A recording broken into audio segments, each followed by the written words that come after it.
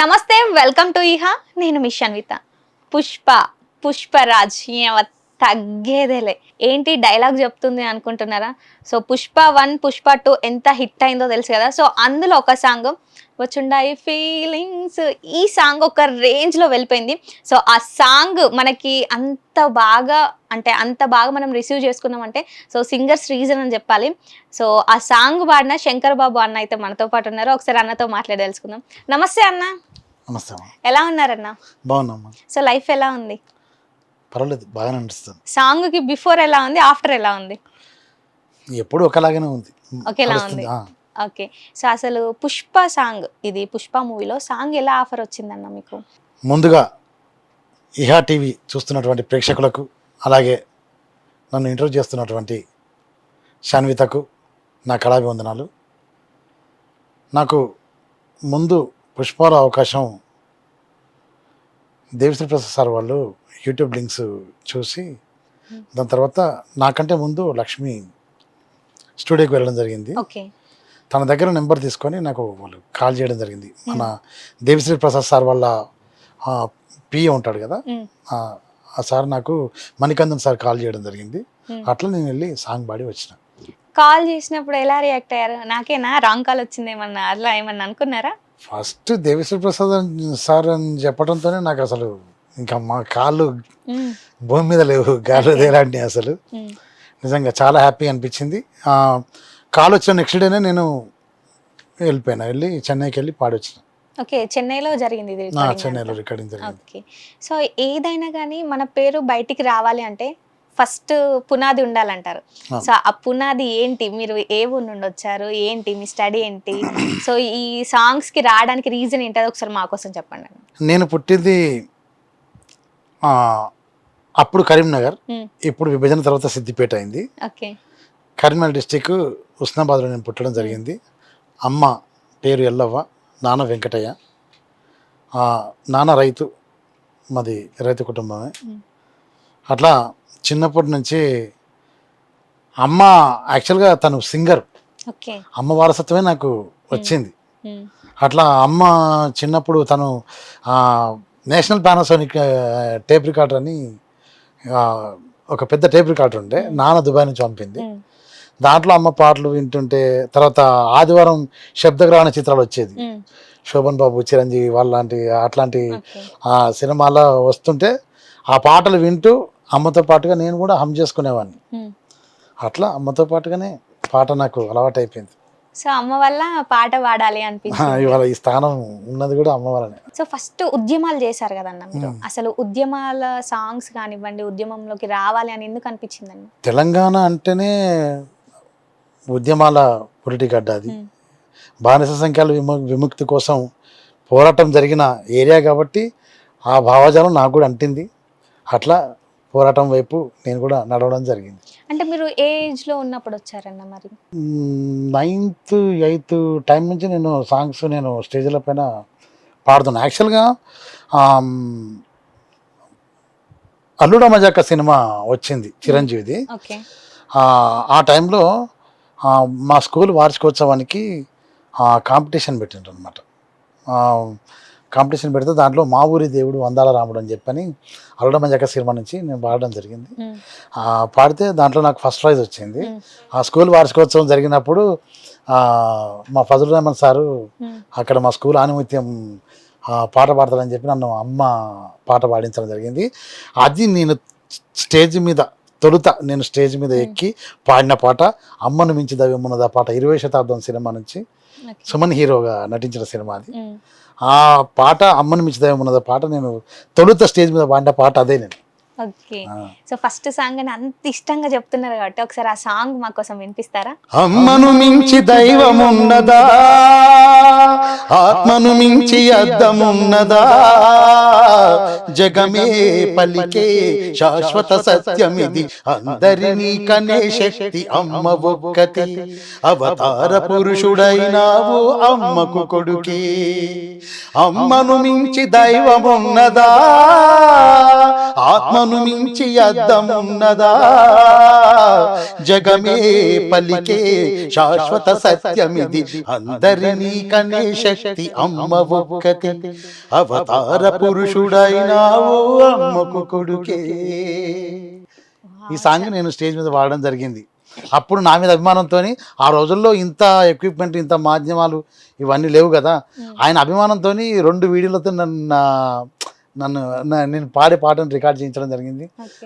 అక్కడ ఉన్న వాళ్ళు కూడా చాలా ప్రోత్సాహాన్ని అందించారు నాకు. ఓకే. ఉద్యమాలు కాకుండా ఫోక్ సాంగ్స్ కూడా మీరు చాలా పాడారు.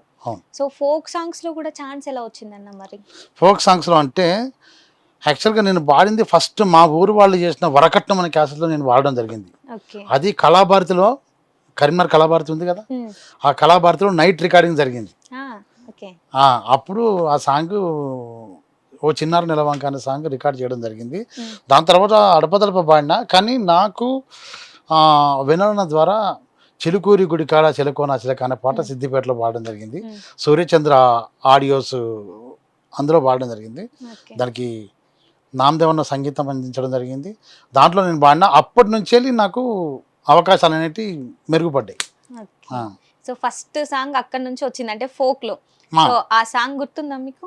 ఉంది. అయితే అది కూడా ఒక 2 లైన్స్. చిలుకూరి గుడికాడ చిలకో నా చిలక, నిన్ను చూసి మనసు చిన్నబోయ చిలకో నా చిలక, చిలుకూరి గుడికాడ చిలకో నా చిలక, నిన్ను చూసి మనసు చిన్నబోయ చిలకో నా చిలక, నువ్వు కట్టుకున్న చీర చూస్తే చిలక, నా 2 కళ్ళు అదిరి నాయములక, నీ కాలాల రైక చూస్తే చిలక, నాకు కన్ను గొట్ట బుద్ధాయ గిలక, చెవుల కమ్మాల మెరుపు చేతి గాజుల మోత కాళ్ళ గజ్జాల గల్లు వింటే, నా గుండె గిల్లినట్టాయ గిలక, నా పానమంత సొమ్మసిల్ల చిలక, నా చిలక చిలుకూరి గుడికాడ. ఇది వినలన్న రాయడం జరిగింది. అల్లల్ల నేరాడి అనే క్యాసెట్లో ఇది రావడం జరిగింది. అందులో మంచి హిట్ ఆల్బమ్ అది. సో ఫోక్ లో ఎన్ని సాంగ్స్ పాడారన్న మరి ఇప్పటి వరకు? దాదాపు 10,000 పైన పాడిన, ఒక 15,000 వరకు పాటలు పాడిన ఫోక్. అంటే సాంగ్స్ పాడడం అంటే ఇప్పుడు కొంతమందిని చూసుకుంటే సాంగ్స్ పాడతారు, రాస్తారు. సో మీరు అలా ఏదైనా సాంగ్స్ రాయడం ఏమైనా జరిగిందా మరి? రాస్తున్నా. యాక్చువల్గా నేను రాసేవాడిని, బట్ నేను ఫీల్డ్లోకి వచ్చిన తర్వాత ఇంకా నేను రాయడం వైపు చూడకుండా చేసారు మా రైటర్లు అందరూ. వాళ్ళు పాటలు ఇవ్వటం, నేను పాడటం, అదే ఇంకా సాంగ్స్ రాసే. బట్ ఇప్పుడు మొదలు పెట్టినా, మళ్ళీ రాస్తున్నా, మళ్ళీ స్టార్ట్ చేశారా? ఓకే అన్న. సో సొంతగా మన ఛానల్ కోసమే శంకర్ బాబు సాంగ్స్ అని ఛానల్ పెట్టిన, దాంట్లో ఇక పాటలు చేద్దామని రెడీ అవుతున్నా. ఓకే. సో ఇంత మంచి జర్నీ ఉంది, అసలు మీకు ఎవరు సపోర్ట్ చేస్తారు ఎక్కువగా మరి? సపోర్ట్ అంటే ఇంకెవరు ఉంటారమ్మా, అందరూ నా రైటర్లు, నా మ్యూజిక్ డైరెక్టర్లు, నా ప్రొడ్యూసర్లు. వాళ్ళు ఇచ్చిన, వాళ్ళతో కలిసి పనిచేయడం వల్ల, నన్ను నమ్మి వాళ్ళు నన్ను పాడించడం వల్ల నేను ఇవాళ ఇక్కడ ఈ స్థానానికి వచ్చిన. ఇంకా సపోర్ట్ అంటే ఇంకా వాళ్ళదే ఉంటుంది. ఏం చదువుకున్నారన్న మరి మీరు? నేను డిగ్రీ అయిపోయిందమ్మా, డిగ్రీ అయిపోయింది. కానీ చదువు కన్నా ఎక్కువ పాటనే నన్ను ఎక్కువగా దగ్గర తీసుకున్నది. సాంగ్స్ పాడుతున్నారు, లేదంటే ఏదన్నా ఇప్పుడు స్టేజ్ పర్ఫార్మెన్స్ అయినా కానీ వెళ్ళి పాడుతున్నారంటే ఎందుకు అబ్బాయికి అవసరమా అని అంటూ ఉంటారు పక్కన ఉన్న వాళ్ళు. సో అలాంటి టైంలో పేరెంట్స్ అంటారు ఎందుకు చదువుకో, జాబ్ చేయి, అది ఇది అని చెప్తుంటారు. మరి పేరెంట్స్ ఎలా చూసేవాళ్ళు ఇంట్లో? పేరెంట్స్ అంటే నాన్నకు యాక్చువల్గా నేను పాడటం ఫస్ట్ ఇష్టం లేదు. చదువుకోరా, ఎందుకురా పాటలని వెళ్తావు అని చెప్పి నన్ను కొట్టిన సందర్భాలు కూడా ఉన్నాయి యాక్చువల్గా. ఎందుకంటే వాడు బాగుపడాలి, వాడు ఏమైపోతాడు అని చెప్పని నాన్న అనుకునేది. బట్ అమ్మ ఏనాడు అట్లా నన్ను అనలేదు. ఆ తర్వాత రాను రాను నేను పాటలు పాడుతుంటే అదే క్రమంలో నాకు పెళ్ళి అయింది. పెళ్ళైన తర్వాత నా భార్య కూడా నాకు సపోర్ట్ చేయటం, ఆమె సపోర్ట్ వల్ల, అసలు ఆమె సపోర్ట్ లేకపోతే మాత్రం ఇవాళ నేను ఇక్కడ ఉండేవాడిని కాదు. ప్రతి విషయంలో నేను పస్తులున్న రోజులు కూడా ఉన్నాయి. ఆ పస్తులను కూడా తను భరించింది నాతో పాటుగా. ఆమె సపోర్ట్ గొప్పది. నేను ఎప్పటికీ ఆమె సపోర్ట్ని ఎప్పటికీ మర్చిపోలేను. సో ఇప్పుడు మూవీ సాంగ్ చూసుకుంటే పుష్ప 2లో మీకు ఆఫర్ వచ్చింది, మూవీ సాంగ్ పాడారు. సో ఇదంతా ఒక ఎత్తు అయితే, ఆ మూవీ సాంగ్ ఇది పుష్ప 2లో ఏ సాంగ్ అవుతుందో అదొక ఎత్తు అయిపోయింది, మీకు ఒక లెవెల్ అయిపోయింది. సో ఆ సాంగ్ ఒక 2 లైన్స్ మాట్లాడు. తప్పకుండా. ముందుగా ఈ అవకాశం ఇచ్చినటువంటి దేవిశ్రీ ప్రసాద్ సార్కి, అలాగే సుకుమార్ సార్కి, అలాగే చంద్రబోస్ సార్కి, ప్రతి ఒక్కరికి, అల్లు అర్జున్ సార్కి, మరి ప్రతి ఒక్కరికి ఈ సందర్భంగా నా కృతజ్ఞతలు తెలియజేసుకుంటున్నాను. దేవిశ్రీ ప్రసాద్ సార్, మీ మేలు మర్చిపోలేను. Thank you so much sir. ఏ చీ అంటే ఓసారి, పో అంటే ఓసారి, చాటుమాటుగా సై అంటే ఓసారి, పూలడితే ఓసారి, నగడితే ఓసారి, సాదా సీదా చీర కట్టితే ఓసారి, ఒళ్ళు ఇరుచుకుంటే ఓసారి, ఓసారి ఇళ్ళు చుమ్ముతుంటే ఓసారి, ఓసారి నీళ్లు తోడుతుంటే నిజంగా ఓసారి, వచ్చుండాయి ఫీలింగ్స్, వచ్చుండాయి ఫీలింగ్స్, వచ్చి వచ్చి చంపేస్తుండాయి ఫీలింగ్స్, ఫీలింగ్స్, వచ్చుండాయి ఫీలింగ్స్, వచ్చుండాయి ఫీలింగ్స్, వచ్చి వచ్చి చంపేస్తుండాయి ఫీలింగ్స్, ఫీలింగ్స్. అసలు మీ వాయిస్కే చాలా బాగుందన్న. సాంగ్ అయితే చాలా బాగా పాడారు. సో ఎవరు ఈ గొంతు ఎక్కడనో విన్నట్టుంది, ఎక్కడ ఎక్కడ అని సెర్చ్ చేస్తుంటే ఓకే శంకర్ బాబు అనే రాగానే అరే మనన్ననే కదా అని అప్పుడు చాలా హ్యాపీగా ఫీల్ అయ్యాం అన్న. ఇప్పుడు సాంగ్స్ చూసుకుంటే మూవీ సాంగ్స్ అయినా ఫోక్ సాంగ్స్ అయినా కొంచెం డిఫరెంట్ ఉంటుంది. సో అది వేరే ట్యూన్లో కొంచెం సాంగ్స్ పాడడం అదంతా డిఫరెంట్ ఉంటుంది, ఇది డిఫరెంట్ ఉంటుంది. మీరు ఫోక్ నుంచి మూవీ సాంగ్ పాడారు కదా, సో ఎలా అనిపించింది? అంటే ఏమైనా టేక్స్ తీసుకోవడం కానివ్వండి, ఎలా జరిగింది? టేక్స్ తీసుకోవడం అంటే సార్ వాళ్ళు ఫస్ట్ రికార్డ్ చేశారు. రికార్డ్ చేసిన తర్వాత మళ్ళీ నెక్స్ట్ డే కంప్లీట్ రికార్డ్ అవ్వడం జరిగింది. ఫస్ట్ రికార్డింగ్ చేసిన తర్వాత ఫస్ట్ రఫ్ కాపీ ఒకటి చేశారు. చేసిన తర్వాత యూనిట్కి అందరికి పంపించినాక అందరూ ఓకే ఓకే సూపర్ పాడియొచ్చు అని చెప్పని అందరూ గ్రీన్ సిగ్నల్ ఇచ్చిండ్రు. ఇచ్చిన తర్వాత నెక్స్ట్ డే కంప్లీట్ అయిపోయింది. మీకు ఏమైనా డిఫరెన్స్ అనిపించింది మరి సాంగ్ పాడినప్పుడు ఫోక్ కి అంటే ఫోక్ సాంగ్స్ కి? డెఫినెట్గా యాక్చువల్గా ఫస్ట్ నేను సినిమా పాటలు వాడుకునేవాడిని, కానీ నా ఆకలి నన్ను ఫోక్ వైపు నడిపించింది. అట్లా నడిచినందుకు ఇవాళ జానపదం నాకు అన్నం పెట్టింది, అన్నం పెడుతూనే ఉంది. నిజంగా జానపద కళామ తల్లికి నేను నా జన్మాంతం రుణపడి ఉండాల్సింది, ఎన్ని జన్మలైనా. సో ఫోక్ సాంగ్స్ అంటే యూట్యూబ్లో వస్తేలే సాంగ్స్ పాడుతున్నారులే అని అంటారు. బట్ మూవీ సాంగ్ వచ్చిన తర్వాత సో అంటే మీ పక్కన వాళ్ళు కానివ్వండి, ఫ్యామిలీ కానివ్వండి, ఫ్రెండ్స్ కానివ్వండి, సో ఎలా చూసారు మిమ్మల్ని? మరి చాలా వాళ్ళకి ఇంకా నా ఫ్రెండ్ పాడిండు అని చెప్పంటే వాడికి గర్వంగానే ఉంటుంది కదా. వాళ్ళు ఫ్లెక్సీలు కట్టడం అట్లాంటివి అన్నీ చాలా చాలా హ్యాపీగా ఫీల్ అయ్యారు అందరూ. ఇలాంటివన్నీ చూసినప్పుడు ఇట్లా కాలర్ ఎగరేసుకోవాలనిపిస్తాయి కదా, సో అప్పుడు మీరు ఏమనుకున్నారు అసలు? ఒకటే నేను నమ్మిన సిద్ధాంతం ఒకటే అమ్మ, గెలుపు వచ్చిందని గర్వపడేది లేదు, ఓటమి వచ్చిందని కుంగిపోయేది లేదు, సమానంగా నడుస్తూనే ఉండాలి జీవితం, అంతే. ఈ ఒక్క మాటతోటి అసలు మాటలు రాకుండా చేశారు, అసలు సూపర్ అన్న. ఇప్పుడు వదిన మరి సపోర్ట్ చేస్తుంది అని అంటున్నారు కదా, వదినకి ఏమన్నా ఇంట్రెస్ట్ ఉందా మరి నేను వస్తాను సాంగ్స్ పాడతాను అని? నాకంటే మంచి సింగర్ తను, సూపర్ సింగర్ తను. వదిన ఇది విన్నావా? మంచి సింగర్ అంట, చాలా మంచి సింగర్ తను. ఇప్పుడు పిల్లలు కూడా సింగర్సే.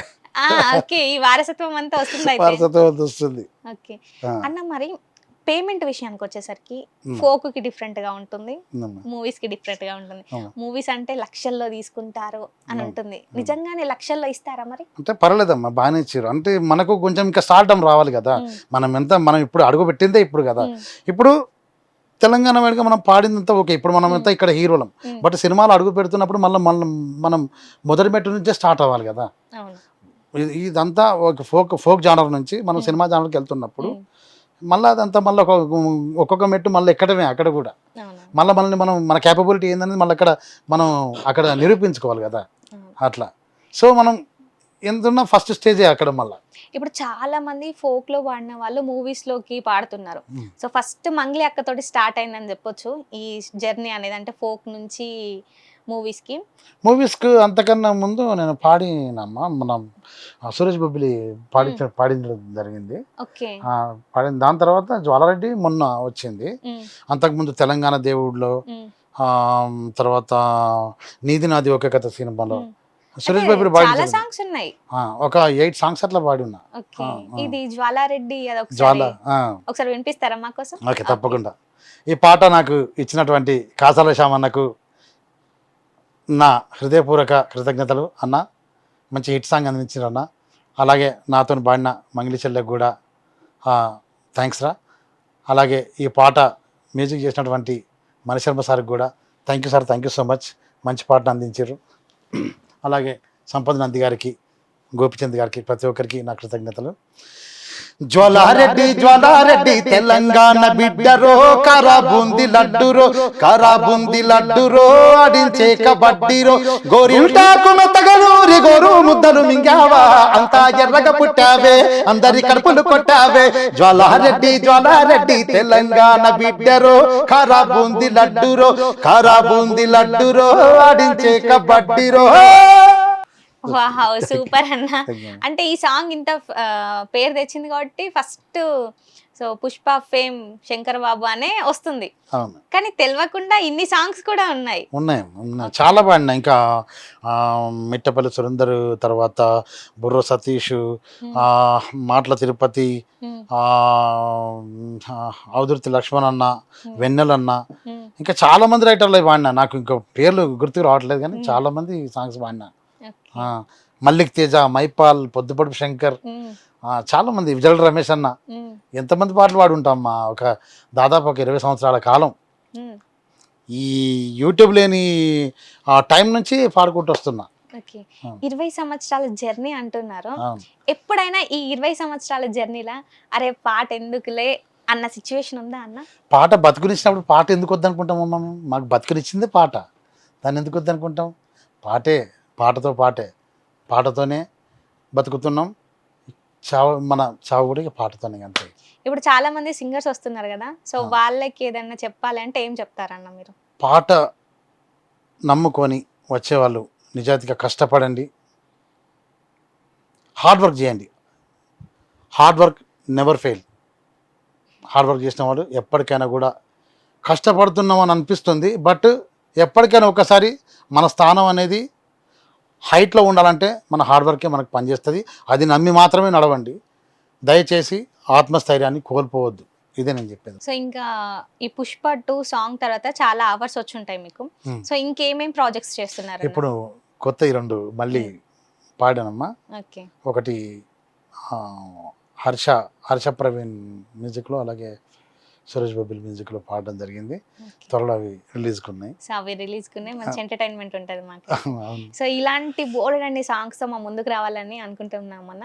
ఇంకా మీరు ఇంకా చాలా సాంగ్స్ చేసి మమ్మల్ని ఎంటర్టైన్ చేయాలని కోరుకుంటున్నాను. థ్యాంక్ యూ సో మచ్ అన్న. థ్యాంక్ యూ అమ్మా. Thank you. సో చూసారు కదా శంకర్ బాబు అన్నతో చిట్ చాట్. సో నెక్స్ట్ గెస్ట్తో మీ ముందుకు వస్తాను. అంతవరకు ఈహా టీవీ చూస్తూనే ఉండండి.